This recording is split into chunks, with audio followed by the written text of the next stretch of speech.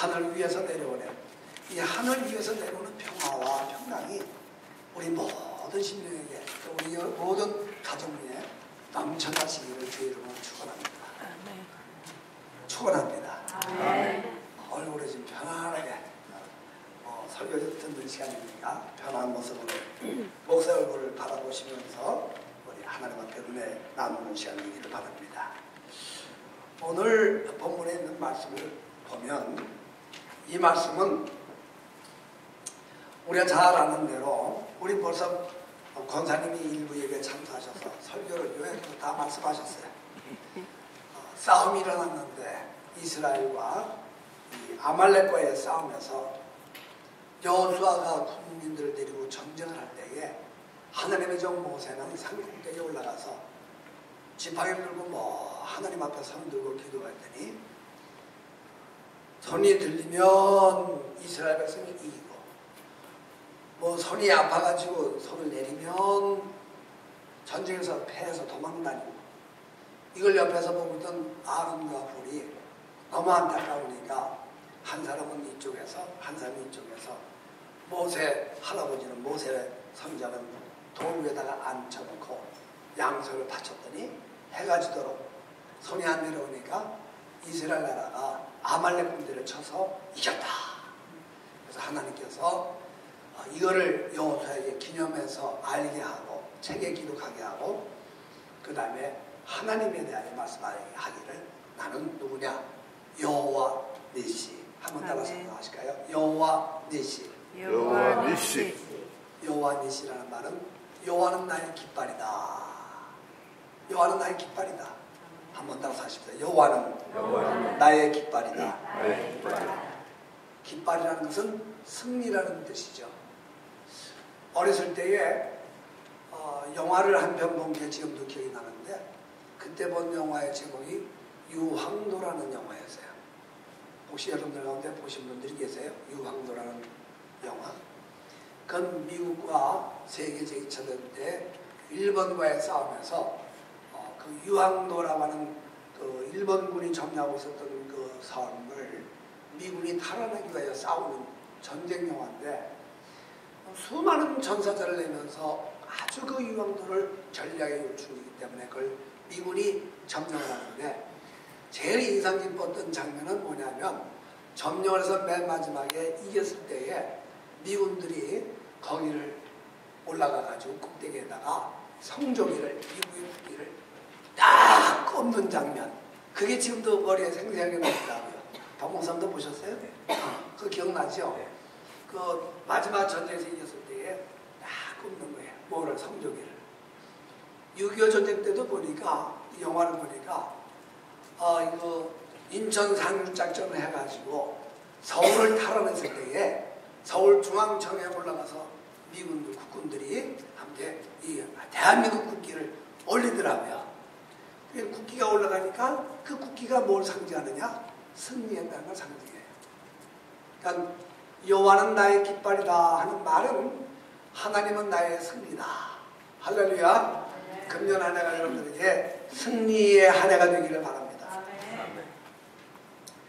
1965년 7월에 영국 웨일즈라고 하는 시골에서 태어난 어떤 소녀가 이제 성장해서 대학을 나왔는데, 대학에서 불문과 불란서말을 공부하는 불문과를 졸업을 했어요.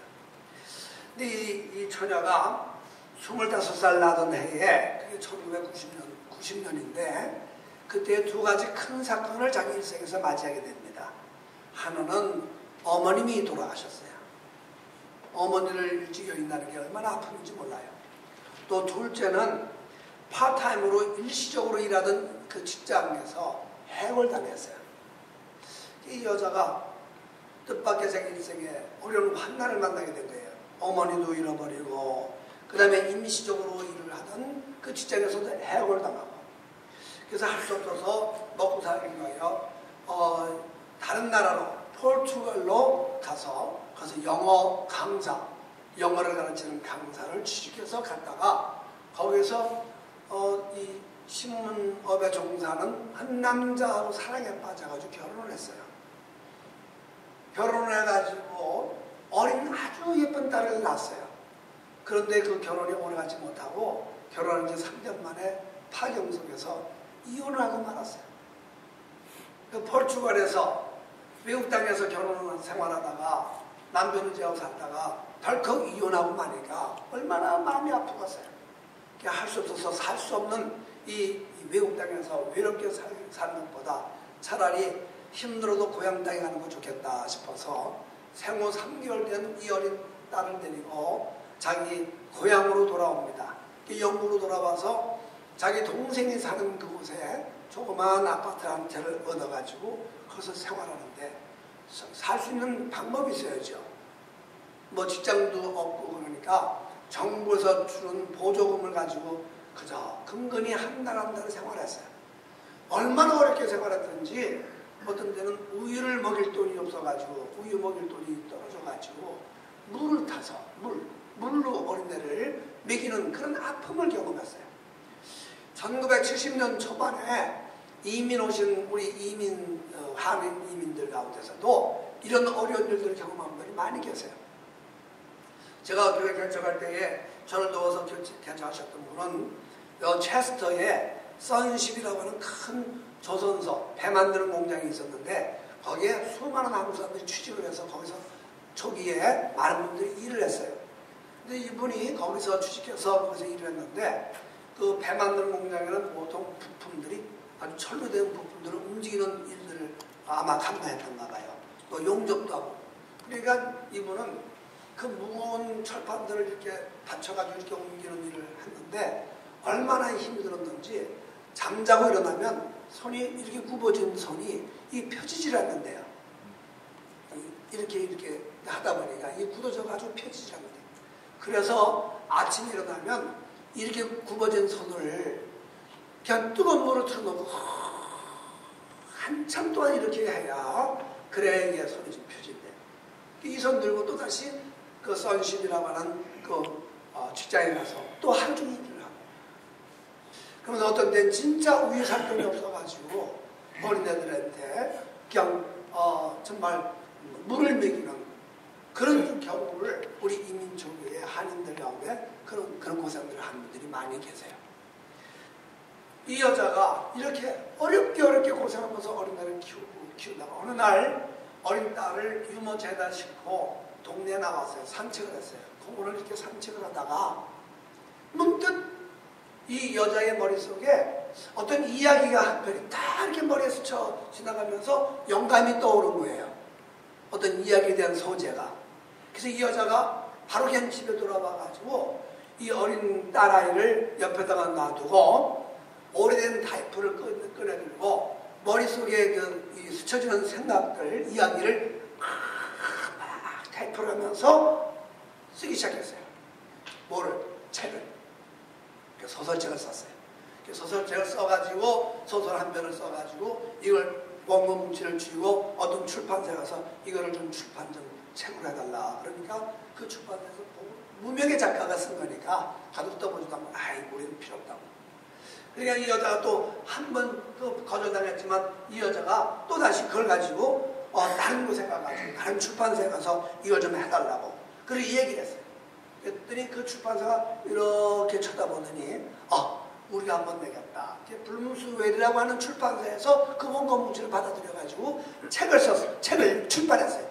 이 유모차 어린애 딸 데리면서 우유도 없어가지고 물 타서 먹이는 이런 불쌍한 정말 길거리 여자가 같은 생활하던 이 여자가 쓴 그 원고 뭉치가 이제는 출판돼서 소설로 나왔어요. 그 소설의 제목이 해리포터의 이야기라는 책이에요. 근데 이 책이 나오자마자 영국에서 출판된 이 책이 유럽과 미국과 전 세계에 그만 확 퍼져버리고 말았어요. 해리포터의 이야기, 이 소설책은 그걸로 끝난 게 아니에요. 이 책을 주제로 해서 영화가 나왔어요. 전 세계에 오늘날 가장 많이 사람들에게 읽혀지는 소설책, 해리포터의 이야기. 가장 많은 관객을 동원해서 보는 영화, 해리포터의 그 이야기가 오늘날 전 세계 어린애로부터 시작해서 어른 되기까지 모든 사람들이 즐겨보는 소설 그리고 영화가 됐어요. 이 여자는 지금 백만장자가 아니라 억만장자가 됐어요. 사람에게는 이렇게 어려운 경우, 역경이 닥쳐올 때가 있습니다. 힘들고 말할 수 없는 인생에 살고 싶지 않을 그런 절망적인 순간들이 사람들이 찾아옵니다. 그러나 그 절망적인 역경과 어려움들을 그 순간에 다른 방법으로 이용을 하면 하나님 앞에 매달려 우리가 기도하는 가운데에서 다른 세계를 볼 때에 하나님께서는 그 역경의 위기의 순간을 우리가 설 수 있는, 올라설 수 있는 기회로 하나님은 주실 때가 있습니다. 여러분들과 내가 2012년도를 맞이해서 어떤 방법으로 살아가는지 알 수 없지만 하나님께서 이제 이런 가운데에서 우리를 이용하셔서 더 큰 축복을 주신다는 새해의 그런 마음가짐을 가지고 우리는 하나님 앞에 어떤 역경이 오더라도 이것이 내게 주시는 시련과 단련이라고 생각하고 여러분들의 생활을 정말 용기 있게 감당할 수 있는 한 해가 되기를 바랍니다. 오늘 이 본문에 나오는 이스라엘은 하나님께서 430년 동안이라고 하는 기나긴 세월 속에 애굽이라는 나라에서 노예 생활을 하게 되었던 민족입니다. 처음에는 요셉이 국무총리에 있었을 때는 호의호식하면서 잘 살았는데 그만 요셉을 아는 왕조가 무너지고 다른 왕조가 들어서면서부터 새로운 왕조가 들어선 애굽 나라는 이 이스라엘 민족을 보호하고 우대한 것이 아니라 탄압하기 시작했습니다. 핍박하기 시작했습니다.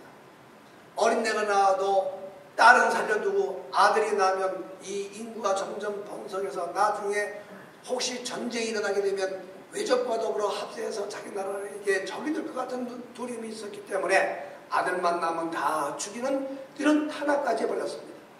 어떻게 보면 민족 말살 정책을 쓴 거나 다름이 없죠. 그럼에도 불구하고 하나님께서 그 민족을 더욱 번성하게 하셨는데 사람들이 그 탄압을 받으면서 하나님 앞에 울부짖어 기도했어요. 그때 하나님께서 그 민족의 원성과 그 아픔 소리를 들으시고 시름 소리를 들으시고 하나님께서 그 어려운 중에 태어난 모세라는 사람을 하나님 선택해서 이스라엘 민족을 구원해내는 영도자, 지도자로 삼으셨습니다. 모세가 애굽에 하나님의 사신으로 파송돼서 하나님이 자기와 함께 하신다는 증거로 주신 이 지팡이, 하나님의 지팡이, 옛날에는 목자로 양떼를, 장인의 양떼를 지키면서 돌보던 그 목자의 지팡이를 하나님이 함께 하시니까 이제는 던지면 뱀이 되고 잡으면 지팡이 되는, 가리키면은 홍해바다가 쪽쪽 갈라지는 그런 기적의 지팡이, 하나님이 함께하는 지팡이가 되어서 그 지팡이를 의지하여 이제는 민족을 이끌고 10가지 재앙 후에 민족들을 데리고 애굽에서 떠나서 이스라엘 나라로 들어가게 되었습니다. 이스라엘 나라로 향하여 갈 때에 그 시내산을 통과해서 저 가나안 남쪽으로 가려고 하니까 그때에 이미 살고 있었던 사람들 가운데에 아말렉이라는 민족이 그들이 가는 길에 순순히 가만히 있지 아니하고 이들이 가는 길을 방해하기 시작했습니다. 아말렉 족속이 어떤 족속입니까? 성경에 보니까 아말렉이라는 사람은, 아말렉 족속은 옛날 아브라함의 외아들 이삭이 낳은 쌍둥이 형제가 있었는데 쌍둥이 그 아들 중에서 형 에서, 그 에서의 후손들이 번성해서 세워진 민족이 아말렉입니다. 이 아말렉이라는 민족은 사해바다 남편에 부엘세바라는 곳에서부터 더 남쪽으로부터 시작해서 시내산 가기 전까지 그 남단의 위치에서 저들이 번성하여 살았던 민족이고, 여러 민족과 싸워서 이들은 싸움에 능한 아주 전사들 같은 사람들이 아말렉입니다. 그러니까 아말렉 족속과 이스라엘 족속은 한마디로 말하면 같은 어머니 속에서 태어난 두 형제간의 민족입니다. 사촌간이에요. 형제간이에요. 그 형제간의 그런 민족들이 같은 핏줄에서 태어난 민족 가운데 이스라엘이 야곱의 동생인 야곱의 줄기를 따라서 번성한 이스라엘 민족이 가나안 땅으로 향하여 갈 때에 길을 비켜주고 도와주고 그렇게 해야 될 그런 사람들이 오히려 이스라엘 민족이 가는 길을 방해하고 그들을 공략하기 시작하는데, 같은 성경 말씀을 기록한 신명기에 보니까